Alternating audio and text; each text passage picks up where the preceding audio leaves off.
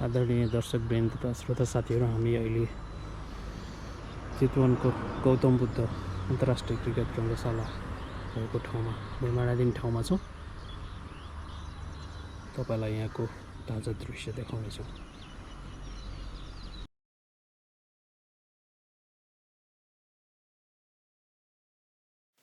चितवनमा निर्माणाधीन अवस्थामा रहेको यो गौतम बुद्ध अन्तर्राष्ट्रिय क्रिकेट रङ्गशाला भरतपुर महानगरपालिकाभित्र रहेको छ र यो अहिले भरतपुर महानगरपालिकाले यो रङ्गशालाको निर्माणको स्वामित्व आफूसँग लिइसकेको छ र भरतपुर महानगरपालिकाले यसलाई आफ्नो प्राइड प्रोजेक्टको रूपमा पनि लिएको छ। भरतपुर महानगरपालिकामा विकास निर्माणका कामहरू एकदमै राम्रो गतिमा भएको देखिन्छ। कालोपत्री सडकहरू ठाउँ ठाउँमा कुना कुनासम्म बनेका छन्। नारायणी नदीको तटबन्धको कामहरू निकै राम्रो प्रोग्रेसमा भएको छ भने त्यसको साथसाथै अन्य विभिन्न शिक्षा, स्वास्थ्य, यातायात लगायतका विभिन्न क्षेत्रहरूमा विभिन्न पूर्वाधारहरूमा चाहिँ राम्रो कामहरू भएको देखिन्छ। अब खेलको कुरा गर्दाखेरि चाहिँ यो गौतम बुद्ध अन्तर्राष्ट्रिय क्रिकेट रङ्गशाला लामो समयदेखि अहिले ठप्प रहेको छ। भरतपुर महानगरपालिका नेपालको एउटा ठुलो सहरमध्येको एउटा हो र उसको यो प्राइड प्रोजेक्ट हुँदाखेरि पनि यो ठप्प अवस्थामा रहेको छ। अब पछिल्लो समय यसलाई चाहिँ भारतको सहयोगमा पनि निर्माण गर्ने भन्ने कुराहरू पनि उठिरहेको छ। भारतले निर्माण गरिदिने भन्ने कुराहरू पनि उठिरहेको छ।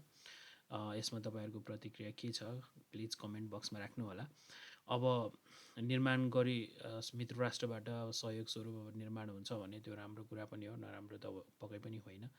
र अब अहिले यो भरतपुरमा रहेको यो जुन क्रिकेट रङ्गशाला क्षेत्र छ यसमा चाहिँ अब दुईवटा छ। एउटा चाहिँ निर्माणाधीन स्टेडियम छ भने अर्को चाहिँ एउटा प्र्याक्टिस ग्राउन्ड भनेर ग्राउन्ड पनि त्यहाँनिर बनाइएको छ। अब यसमा चाहिँ तत्काललाई भए पनि अब यो प्र्याक्टिस ग्राउन्डमा नियमित रूपमा क्लब, त्यतातिरको स्थानीय क्लबहरू, विद्यालय, कलेजहरू का टुर्नामेन्टहरू गराएर भए पनि यसलाई चाहिँ अलिकति युज गर्ने सबैभन्दा ठुलो कुरा भनेको चाहिँ निरन्तर प्रयोग भइराख्यो भने त्यसले झन् एउटा चाहिँ सकारात्मकता पक्कै पनि ल्याउने छ।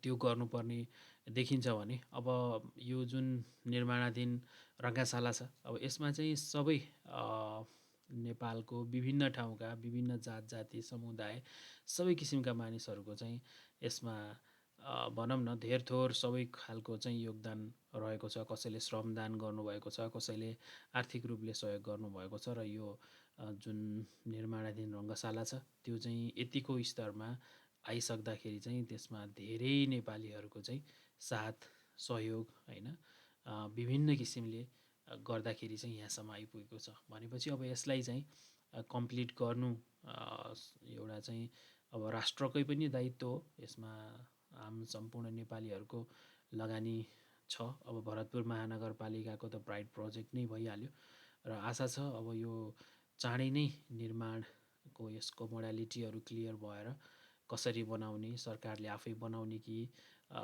सहयोगहरू छिमेकी राष्ट्र या अन्य कुनै राष्ट्रहरूको सहयोगमा बनाउने हो कि या चाहिँ अब भरतपुर महानगरपालिका ले आफै बनाउने हो कि या सम्पूर्ण नेपालीहरू पूर्वदेखि पश्चिमसम्मका, उत्तरदेखि दक्षिणसम्मका विभिन्न जात जाति, विभिन्न समुदाय, विभिन्न नेपालीहरूको चाहिँ यसमा लगानी भएको हुनाले हुनसक्छ अब सबै महानगरपालिका र नगरपालिकाहरू मिलेर यसलाई चाहिँ एउटा चाहिँ पुस गरौँ सबै मिलेर एउटा प्रोजेक्ट सिध्याउनुपर्छ। त्यसपछि अन्य पालिकाहरूमा पनि त्यसरी सहकार्य गर्न सकिन्छ भन्ने मोडालिटीमा हुनसक्छ। त्यसरी पो गर्न सकिन्छ कि स्थानीय तहहरू मिलेर क्रिकेटको क्रेज, क्रिकेटको चाहिँ उचाइ नेपालको विभिन्न ठाउँमा गाउँ गाउँ कुना कुना विभिन्न सहरमा छ। त्यसो भनेपछि अब त्यसरी स्थानीय सरकारहरू मिलेर पनि गर्न सक्छ। सङ्घीय सरकारसँगको सहकार्य हुनसक्छ, प्रदेश सरकारसँगको सहकार्य हुनसक्छ। यसरी चाहिँ केही एउटा डिफ्रेन्ट मोडालिटीमा चाहिँ यो निर्माण भएको हेर्न आम क्रिकेट प्रेमी नेपाली जति पनि क्रिकेट समर्थकहरू हुनुहुन्छ उहाँहरूको एउटै चाहना छ कि अब यतिको स्तरमा बनिसकेपछि यो चाहिँ अब निर्माण सम्पन्न चाँडै भयो भनेपछि चाहिँ एउटा राम्रो ग्राउन्ड चाहिँ क्रिकेट खेलाडीहरूको अभ्यासको लागि अन्तर्राष्ट्रिय प्रतियोगिताहरूको लागि चाहिँ एभाइलेबल हुनसक्छ भन्ने विश्वास गरिएको छ।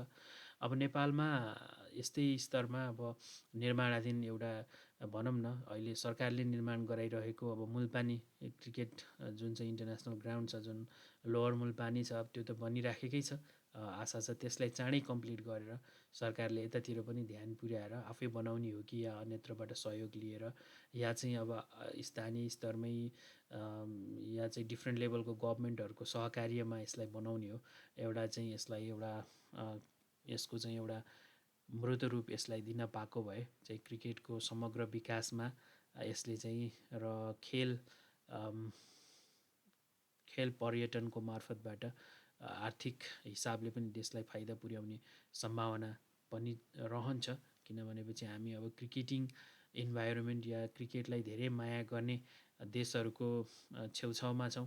त्यसले गर्दाखेरि चाहिँ यसलाई एउटा चाहिँ समग्रमा टुरिज्मको हिसाबले, खेलकुदको हिसाबले, स्वस्थ नागरिक उत्पादन गर्ने हिसाबले, विभिन्न आयामको हिसाबले चाहिँ यसलाई हेरेर सबै गभर्मेन्टहरू, तिनै लेभलका गभर्मेन्टहरू मिलेर चाहिँ यसलाई छिटोभन्दा छिटो निर्माण गर्नतर्फ लाग्यो भनेपछि चाहिँ यसले चाहिँ मूर्त रूप लिनेछ। अब नेपालका प्रधानमन्त्री पुष्पकमल दाहाल प्रचण्डज्यूको चाहिँ भारत भ्रमणको क्रममा यसलाई भारत सरकारको सहयोगमा बनाइदिने सम्बन्धमा पनि कुरा उठेको थियो अरे। अब त्यो बारेमा चाहिँ प्रष्ट कुराहरू त आइसकेको छैन। होपफुली त्यसमा चाहिँ प्रष्ट कुराहरू आएर अब कसरी जाने, कुन मोडालिटीमा जाने भन्ने कुराहरू पनि आयो भनेपछि चाहिँ राम्रो हुन्थ्यो।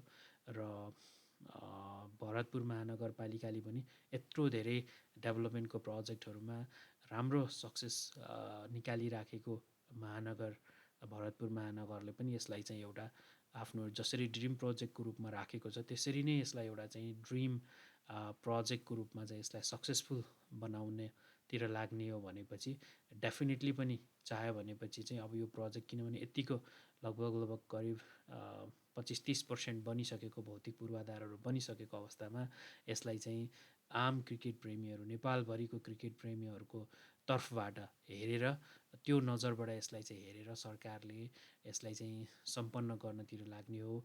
भरतपुर महानगरपालिकाले यसलाई चाहिँ एकदमै पुस गरेर अगाडि लैजाने हो भने डेफिनेटली यो चाहिँ मुल्पानी अन्तर्राष्ट्रिय क्रिकेट ग्राउन्ड जुन निर्माणाधीन नै छ अहिले होइन, पवेलियनसम्मको कामहरू भइरहेछ, फिनिसिङहरू भइरहेछ, प्याराफिटहरूको कामहरू भइरहेछ। अब त्यो मुल्पानी क्रिकेट ग्राउन्ड सँगसँगै यो क्रिकेट ग्राउन्ड पनि तयार हुने सम्भावना चाहिँ एकदमै धेरै देखिएको छ। त्यसैले नेपालको सङ्घीय सरकार, प्रदेश सरकार र भरतपुर महानगरपालिका सबैलाई चाहिँ आम क्रिकेट प्रेमीहरूको तर्फबाट हामी चाहिँ रिक्वेस्ट गर्न चाहन्छौँ कि यसलाई एउटा विशेष अवधारणा बनाएर विशेष एउटा चाहिँ यसलाई चाहिँ सारा नेपालीहरूको धेरथोर आफ्नो क्षमताअनुसारको लगानी भएको प्रोजेक्ट भएको हुनाले त्यही हिसाबले चाहिँ यसलाई अगाडि बढाइदिन हुन हामी ध्यानाकर्षण पनि गराउन चाहन्छौँ। र यो गौतम बुद्ध क्रिकेट स्टेडियम छिटोभन्दा छिटो सम्पन्न भएर यहाँ प्रतियोगिता भएको हेर्न चाहन्छौँ। हस्त, धन्यवाद।